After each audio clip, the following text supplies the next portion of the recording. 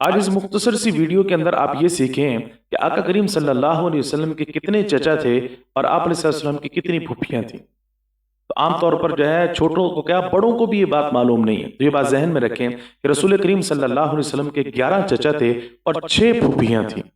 جو 11 چچا اور تائے تھے ان کے روایات کے اندر جو نام آتے ہیں وہ یہ ہیں۔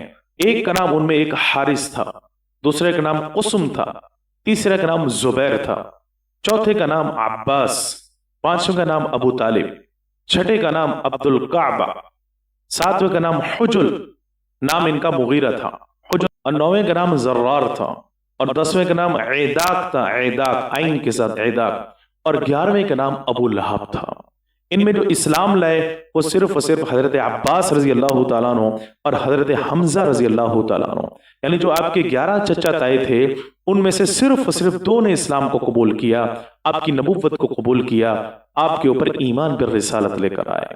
ان میں ایک حضرت عباس رضی اللہ تعالیٰ عنہ اور دوسرے حضرت حمزہ رضی اللہ تعالیٰ عنہ تھے۔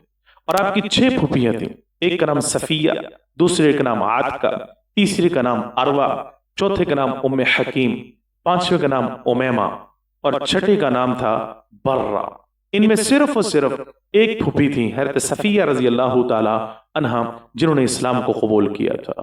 تو 11 چچا تائے اور 6 پھوپھیوں میں سے حضرت حمزہ، حضرت عباس اور حضرت صفیہ انہوں نے اسلام کو قبول کیا ہے۔ تو سوچئے رسول کریم صلی اللہ علیہ وسلم نے اپنوں کی کتنی تکلیف کو برداشت کیا ہے۔